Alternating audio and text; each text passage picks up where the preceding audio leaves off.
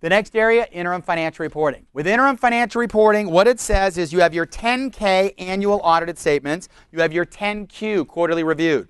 With your annual audited statements, what we need to do is we need to do a 10K every single year. So we do a 10K, 10K, 10K, 10K, and so on. We do that every single year. With a 10Q, that's called quarterly review. So if you're a public company, 1933, 1934 Act, 34 Act says you have to do a 10K, 10Q, and an 8K. A 10K, annual statements. A 10Q, quarterly reviewed statements. So what they say is, if you're doing quarterly reviewed statements, how do you know what to include in the quarter? Certain things are allocated throughout the entire year. What does that mean? It means for the 10Q, your quarterly review, basically we're still using the same GAAP. What does that mean? It means that if you're supposed to capitalize it, you capitalize it. If you're supposed to expense it, you expense it. But we're looking at the quarter. So certain things, here's quarter 1, 2, 3, and 4. Certain things affect the entire year, so you quarter. Some of it affect only that quarter, so you hit it in that quarter. For example, things that affect the whole year. Depreciation. If you have depreciation expense, and if they gave you $100 for the year, you do 25, 25, 25, 25 each quarter. So if you're figuring out the interim statements, you take out 25. Bonuses, same thing, quarter because you earn it all year. Those are things. Revenues, cost of goods sold, and so on. Now here's the deal.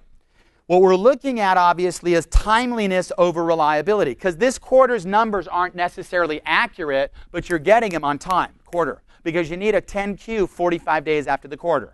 So it's not completely accurate, but it's timeliness. Top paragraph, last sentence, timeliness is emphasized over reliability. Revenues, quarter amount, expenses, and so on. Then it says quarter. So there's certain things that affect each year, quarter. Now, turn the page, you'll see the word inventory. Inventory losses. What do? If you have an inventory loss, it affects only that quarter. So listen carefully. If you have an inventory loss in the second quarter, hit it in that quarter. If you expect to recover it by the fourth quarter, then don't hit it in that quarter because you're going to recover it. If by the fourth quarter you have not recovered it, then hit it in the fourth quarter. One more time.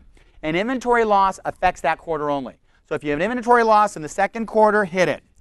Unless you expect to recover it by the fourth quarter, then don't hit it. If by the fourth quarter you've recovered it, great, no deal, because you didn't record it in the first place. If by the fourth quarter you have not recovered it, then hit it in the fourth quarter. So that's called an inventory loss. See that on the second page. Make sure you highlight that. That's important. So look at the summary. To summarize, property taxes, bonuses, depreciation, what do? Quarter. Inventory loss in that quarter. Major expenses in that quarter unless it benefits the whole year.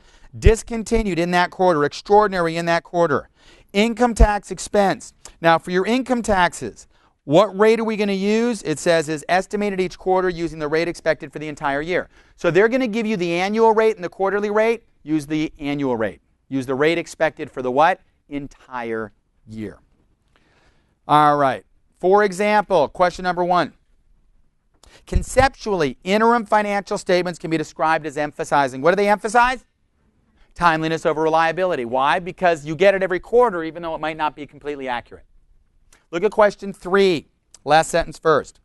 What amount of loss or gain should Wilson report in its interim statements for the first and third quarters? So how much loss or gain? Wilson Corp experienced a $50,000 decline in the market value of its inventory in the first quarter of the fiscal year. Wilson has experienced this decline, expected this decline to reverse in the third quarter, and in fact, the third quarter recovery exceeded the previous decline by 10. Wilson's inventory did not experience any other declines in market value during the year. What amounts of loss or gain should we report in the first and third quarter? So in the first quarter, we have a loss of 50. In the first quarter, 50. We expect to recover it by the fourth quarter, and in fact we did because it went up by 10, which is a recovery of 60. So what do? Actually, this is third quarter. Let's see. If in the first quarter we have a loss and you expect to recover it, then what? Don't hit it. And in the third quarter we recovered it. Don't hit it. What if you hit it by the 10? Then you're writing inventory up to the higher of cost or market. You never do that. So what's the rule? If you expect to recover it, don't hit it. What if they changed the question and in the third quarter they hadn't recovered it? So what do you do? By the end of the fourth quarter, what would you do? Hit it for how much? Then you'd hit it for 50 in the fourth. But let's say they did not expect to recover it. So in the first, what would you have done? If they have a $50,000 loss, you don't expect to recover it. What do you do? Hit it. And then in the third, they recovered it by 60. What do you do? Hit it by what? Only by 50. Because otherwise, you'd be writing it up higher. But in this question, what's it say? We had a loss in the first quarter.